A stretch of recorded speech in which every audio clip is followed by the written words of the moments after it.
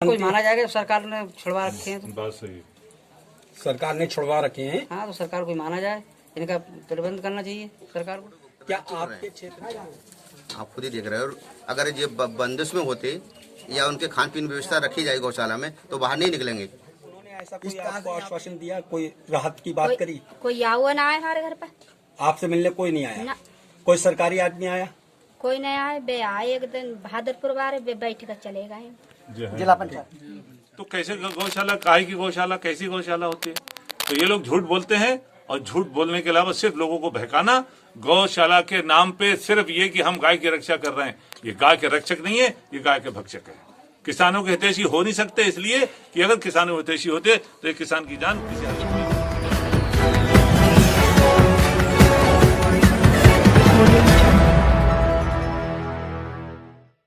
भाजपा विधायक ने पीड़ित परिवार की नहीं ली सुख, तो सपा के पूर्व विधायक ने पीड़ित परिवार के बच्चों की पढ़ाई की ली जिम्मेदारी।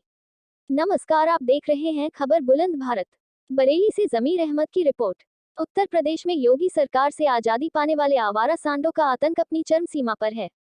उत्तर प्रदेश में कहीं न कहीं कोई न कोई प्रतिदिन उत्तर प्रदेश में आवारा सांडों के आतंक से मौत के घाट उतर ही जाता है, जिसका एक ताज़ा नमूना उत्तर प्रदेश के जनपद बरेली के थाना शाही क्षेत्र के ग्राम रेतीपुरा के रहने वाले रामदास अपने खेत पर गया था, जहां योगी सरकार की ओर से आजादी पाने वाले आवारा सांड ने बेरहमी से रामदास के खेत में ही मौत के घाट उतार डाला था।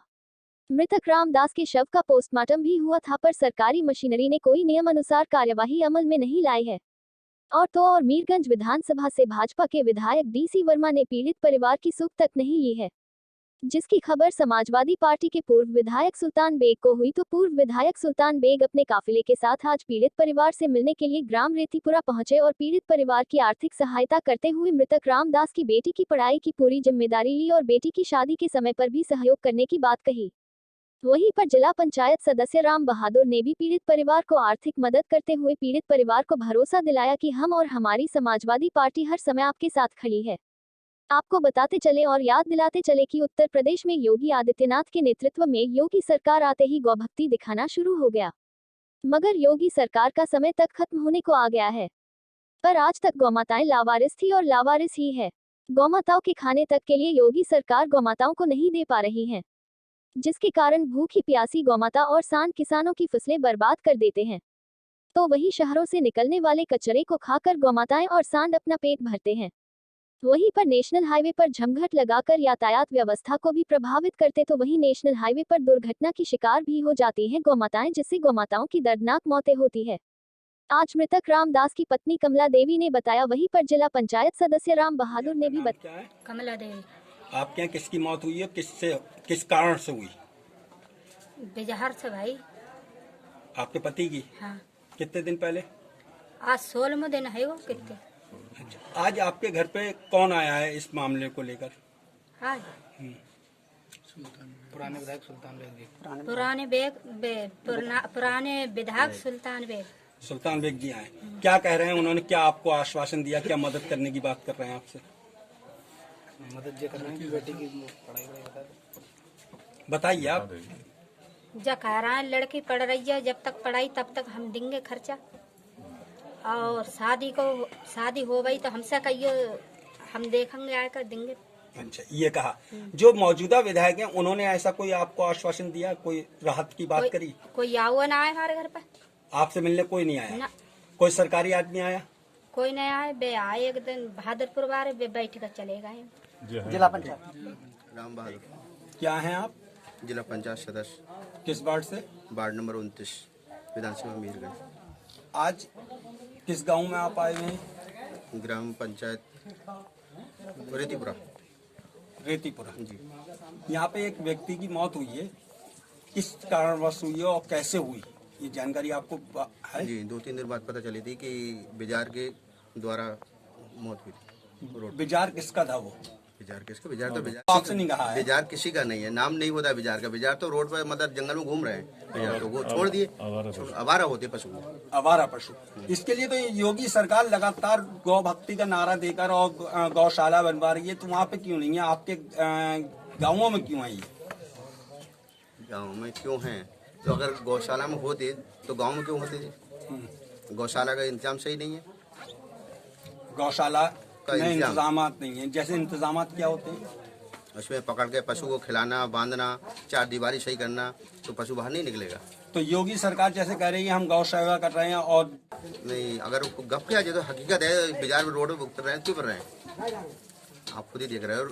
अगर ये बंदिश में होते या उनके खान पीन व्यवस्था रखी जाए गौशाला में, तो बाहर नहीं निकलेंगे। इस तरह से यहाँ पे ये भी जानकारी मिली है कि बहुत लोगों को घायल किया है और हाँ, अभी एक अनंतपुर में मारा गया था, अभी थोड़े दिन पहले अनंतपुर मारा गया। इसमें सरकारी महकमे से आप लोगों किसी को कोई राहत मिली अब तक? नहीं, हमें कोई जानकारी नहीं है, इसमें कोई नहीं मिली हमें। आप अपनी तरफ से क्या राहत पहुँचा रहे हैं इन्हें? किस तरह से आप इनकी मदद कर रहे हैं? मैं अपने खेती बाड़ी से, अपने पैसे से 5,000 की मदद करूँगा इनके लिए। अभी आर्थिक मदद कर रहे हैं। 5,000 रुपये। दया। आज समाजवादी पार्टी के पूर्व विधायक सुल्तान बेग ने योगी सरकार को कटघरे में खड़ा करते हुए कहा, देखिए, मतलब सांड के हमले से मौत हुई है। सांड से क्या मतलब होता है मौत? कोई छुआ थोड़ी है वो। सांड ने हमला किया, उसकी वजह से मौत हो गई। एक बात ये है। दूसरी बात ये है कि अगर सरकार चाहे तो ये जिस तरीके से सांड किसानों की जान ले रहे हैं, एक मैंने भी बताया, कई गांव भी बताए मैंने अभी, और यहाँ पर आनंदपुर में भी एक आदमी मर गया, एक सुकली में आदमी मर गया, एक अपने ये जाम के अंदर गेंदरलाल गंगवार मर गए, रसूलपुर में थे ये रामलाल मौर्य मर गए, खमरिया में, असदनगर में, सिनौरी में, सिरोती, अंगदपुर, कई गाँवों में ये सांडों के हमले में, और इसमें खास तौर से किसानों की मौत हुई है। सरकार कहती है कि हमने गाँव को गौशाला बना दी। गौशाला, आप मुझे बताइए, गौशाला का मतलब ये कि गाय या जो कोई भी जानवर उसके अंदर आवे, उसकी व्यवस्था होना चाहिए। पहली बात तो चार दीवारी होना चाहिए, चार दीवारी हो, उसका एक दरवाजा हो, एक। दूसरी बात, वहां पर चारा खिलाने के लिए क्या खाएगा? जब गाय या बैल या जो भी कुछ अंदर रहेगा गौशाला में, तो उसको पेट को चाहिए कि नहीं? तो उसको चारा चाहिए, चारे की कोई व्यवस्था नहीं है। उसको देखभाल के लिए कोई आदमी चाहिए, वो आदमी नहीं है। अगर गाय बीमार पड़ जाती है, बैल बीमार पड़ जाता है, तो उसको अस्पताल तक लेके कौन जाए?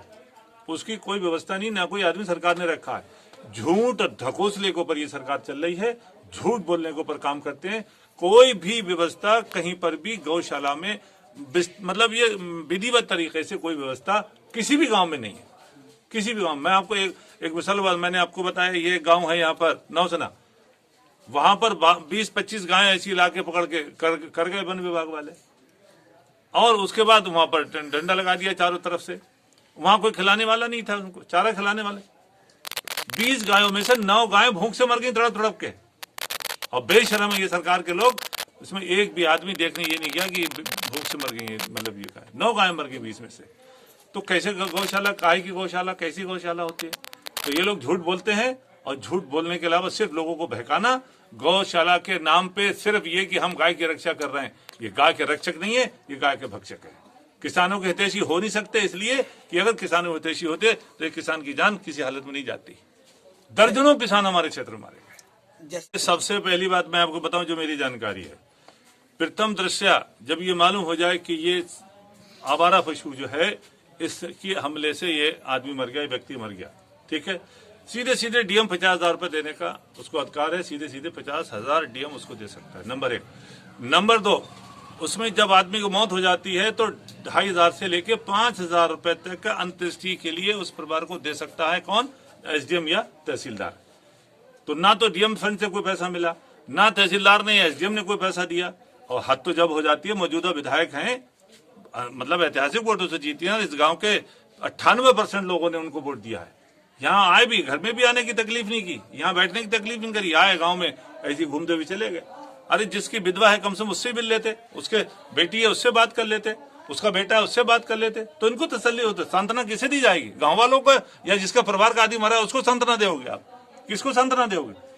तो उसकी विधवा को सांत्वना दे देते, गांव में आए टहल के चले गए। दूसरी बात, 3 करोड़ विधायक निधि मिलती है भाई, 3 करोड़। आप 10 लाख रुपए देते, आप 15 लाख देते, कौन रोक रहा है? और किसी से लेने की जरूरत नहीं है, कोई फॉर्मेलिटी नहीं है, खाली एक चिट्ठी लिख देना है सीडीओ को कि इसी तरीके की घटना हो गई है, मैं विधायक निधि से 10 लाख रुपए फला परिवार को, फला आदमी दे रहा, नहीं दे रहे। इसलिए मैं मांग करता हूं, आज सब पूरे गांव के सामने कह रहा हूं, मेरी मांग है, पार्टी की तरफ से भी है, मैं अपनी तरफ से मांग करता हूं कि मौजूदा विधायक डॉक्टर डीसी वर्मा जो भारतीय जनता पार्टी से जीते हैं, उनको हर हालत में कम से कम 10 लाख रुपए रामदास की विधवा को देने का काम करना चाहिए। उनको विधायक निधि से दें और शासन और प्रशासन से जो मदद होती है तत्काल वो मदद इन तक पहुंचाई जाए। और मैंने तो चूंकि अभी बताया, मैं जब तक ये बेटी पढ़ेगी, जब तक पढ़े, इसकी पढ़ाई का पूरा खर्चा, किताब से लेके, ड्रेस से लेके, फीस से लेके, जो भी कुछ होगा मैं उसका पूरा खर्चा वहन करूंगा। और जब इसकी शादी होगी, मैंने इनकी माँ से कह दिया, तारा हम लोग यहाँ भी बैठे हैं, प्रधान जी बैठे हैं, पूर्व प्रधान वीरपाल सिंह बैठे हैं, मैं आप लोगों से कहता हूँ जिस दिन इसकी शादी हो आ जाना, मैं इसकी समुचित व्यवस्था उसमें भी करूंगा। शादी करने में भी पूरा ईमानदारी से सहयोग।